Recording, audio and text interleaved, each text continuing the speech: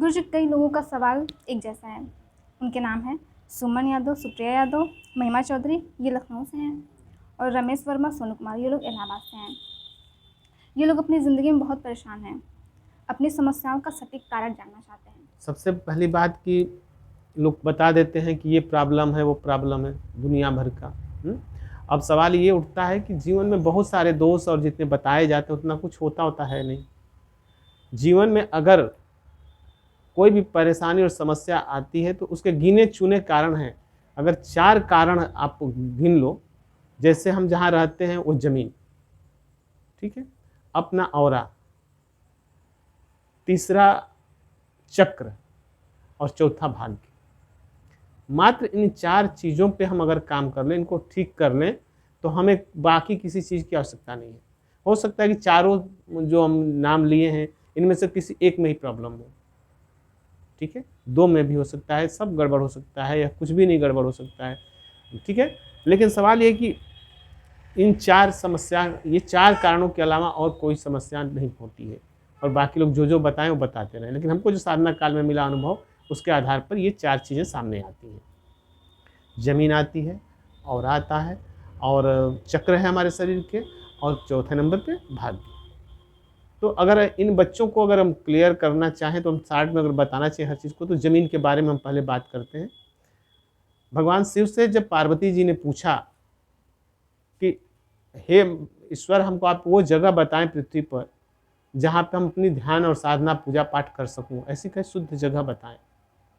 तो शिव ने कहा कि पूरी धरती शमशान घाट है, पूरी धरती शमशान घाट है। ऐसी कोई जगह नहीं पृथ्वी पर जहाँ की लाश जलाई और दफनाई नहीं गई है। तो ये बात को और हम क्लियर करना चाहेंगे कि लाश हम कह रहे हैं, डेथ बॉडी जो कह रहे हैं, तो अब जैसे केवल इंसान की नहीं, अगर हम माने कि हर जीव में आत्मा है और वही आत्मा सब में है, चाहे वो चींटी हो चाहे हाथी हो, तो घर में भी सब, या हर जगह ज़मीन में भी जहाँ इंसान नहीं रहते वहाँ भी कुछ न कुछ जीव रहते हैं, और वो समय समय पर उनकी मृत्यु होती रहती है, जो कि वहीं पर उनका शव दफन हो जाता है, सड़ जाता है, मिल जाता है। तो उनका आशय ही कहने का था कि ऐसी पृथ्वी पे कोई जगह नहीं है जहाँ पर मतलब शमशान घाट नहीं है। केवल हम मुर्दा जहाँ जलाते हैं वही शमशान घाट नहीं है, पृथ्वी की हर जगह दूषित है। अब रहा सवाल कि जहाँ हमको रहना है, तो घर में कोई डेथ हो गया तो हम बॉडी को बाहर निकालते हैं, उसका जो भी क्रियाक्रम है करते हैं, और घर को हम उतने दिन अशुद्ध मानते हैं जब तक कि उसके सारे प्रोसेस पूर्ण नहीं हो जाते हैं, ठीक है। तो जब प्रोसेस पूर्ण होते हैं उसके बाद हम शुद्ध मानते हैं। तो घर में जब हमारे चींटी है, चींटा है, और तमाम जीव जंतु हैं, छिपकली, जो भी, अगर वो मरते हैं कि किसी भी कारण से, तो भी उतना ही महत्वपूर्ण है जितनी एक व्यक्ति की डेड बॉडी है। तो हमारा घर भी शमशान घाट से कम नहीं है। इसलिए जब हमको ज़मीन का चयन करना है, घर बनवाने का चयन करना है, तो उसको हमको ज़मीन को शुद्ध कराते रहना चाहिए, ठीक है। शुद्ध कराने से हमारी ज़मीन चार्ज होगी और वो हमको सपोर्ट करेगी। तो पहले तो शुद्ध की बात हो गई। दूसरी बात ज़मीन में एक और आती है कि जिस प्रकार से हर ज़मीन में हर अन्न पैदावार नहीं होता है, किसी ज़मीन में कुछ पैदा होता है, किसी ज़मीन में कुछ पैदा होता है, किसी ज़मीन में सब कुछ पैदा होता है, किसी ज़मीन में कुछ भी नहीं पैदा होता है। तो उसी तरीके से हर ज़मीन हर व्यक्ति को भी सूट नहीं करती है, ठीक है। व्यक्ति, पता चला कि वो उसी ज़मीन पे उनके पूर्वज बहुत आगे थे, आज उनके जो सेकंड जनरेशन है वो मटियामेट हो रहे हैं, वो दरिद्र होते जा रहे हैं, परेशान होते जा रहे हैं। ज़मीन तो वही है, लेकिन वो ज़मीन उनसे सूट नहीं कर रही है। या पता चला कि पीछे के बहुत लोग कैसे भी जीवन गुजारे उसी ज़मीन पर, लेकिन कोई आया दूसरे जनरेशन में, वो बहुत आगे गया, उस घर को बहुत आगे लेकर के गया। तो कारण है कि वो ये नहीं मेरे कहने का मतलब कि वो ज़मीन जो है सबको सूट नहीं करेगी। अगर ज़मीन को शुद्ध करा लिया गया है, और ज़मीन जो है जैसे हमको सूट कर रही है, हो सकता है किसी और को न करे, या किसी और को कर रही है हमको ही न करे। परिवार में ही 4 आदमी है तो 4, जरूरी नहीं कि चारों को ज़मीन सूट करती हो, करती भी होगी, नहीं भी करती होगी। तो पहला तो मसला ये ज़मीन है कि अगर ज़मीन हमारी जितनी बढ़िया रहेगी, जितनी उपजाऊ रहेगी, वैसा जीवन रूपी फसल हमारा लहलहाएगा। अगर हमारा ज़मीन खेत मजबूत है, बढ़िया है, तो अच्छे जीवन से पैदावार हम निकाल लेंगे। अगर वही खेत ही हमारा कमज़ोर है, हमको नहीं मैच कर रहा है, ऊसर है, धाधर है, नहीं वहाँ पे खेती होने लायक है, एग्जाम्पल जो दे रहे हैं, तो उस हिसाब से हम हमारा पैदावार जो है कम होगा, नहीं होगा, हम परेशान रहेंगे। तो ये तो पहली बात हो गई कि हम इसके वजह से भी परेशान होते हैं, पहला कारण। दूसरा कारण हम आते हैं ऑरा, जिसको कहते हैं हम आभामंडल कहते हैं सर।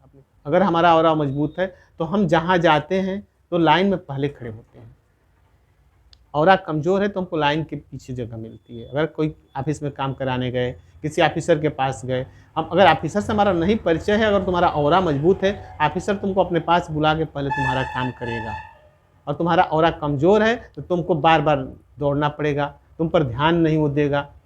तो ऑरा का मतलब ये नहीं कि सुंदरता से नहीं, चेहरे से नहीं, कि वो रूपवान है, कुरूप है, काला है, गोरा है, ऐसा कुछ भी नहीं। ऑरा एक अलग आकर्षण का केंद्र होता है, जो कि चेहरे को देख करके आदमी पहली बार में उससे आकर्षित हो जाता है, कनेक्ट हो जाता है। ठीक है ना। अब ऑरा हमारा कमज़ोर है कि मजबूत है, इसको हम कैसे जानेंगे? हम ऐसे जान सकते हैं, जैसे अगर हमारा कोई दोस्त है, उसमें 100 अवगुण है, हम बहुत अच्छे माने जाते हैं समाज में, और हम दोनों साथ रहते हैं। ठीक है। तो अगर हमारा ऑरा मजबूत है तो उस सारे उसके अवगुण है वो गुण में कन्वर्ट हो जाएंगे, क्योंकि हमारा ऑरा उस पर काम करेगा, अटैक करेगा। अगर हमारा ऑरा कमज़ोर है, उसका तेज है, तो उसके सारे अवगुण हमारे अंदर आ जाएंगे। ठीक है। मान लो दारू पीने वाला व्यक्ति के साथ हम रहते हैं, हमारा माहौल वैसा है कि हम दारू पीने वालों के साथ बैठते उठते हैं। ठीक है। अगर हमारा ऑरा कमज़ोर है तो हम उनके साथ बैठ के दारू पीने लगेंगे। अगर हमारा ऑरा मजबूत है तो उन सब की दारू छुड़ा देंगे, छूट जाएगी। ठीक है। तो ये संगत की बात बता रहा हूँ मैं। अब जैसे कहा जाता है कि एक लड़का है बहुत पढ़ने में तेज है, तो लोग चाहते हैं कि हमारा लड़का भी ज़्यादा से ज़्यादा उसके साथ रहे, संगत का असर आएगा, ये भी पढ़ने में तेज हो जाएगा। तो उस लड़के का ऑरा तेज है, वो पढ़ता है, ठीक है। अगर ये लड़का गया जो किसको गधा है, तो अगर इसका ऑरा कमज़ोर है और पढ़ने वाला का ऑरा मजबूत है, तो ये पढ़ने में भी तेज हो जाएगा, जिसको हम गधा समझते हैं। लेकिन गधा का ऑरा अगर तेज है तो जो पढ़ने वाला है वो भी गधा हो जाएगा, कहेगा कि अरे यार छोड़, चल खेलने चले। समझ रहे हो बात को ना। तो ये असर पड़ेगा, ये ऑरा का प्रॉब्लम होता है। तो ये अगर ये ऑरा अगर परेशान कर, आपका कमज़ोर है, तो उसको आप सही करा लो।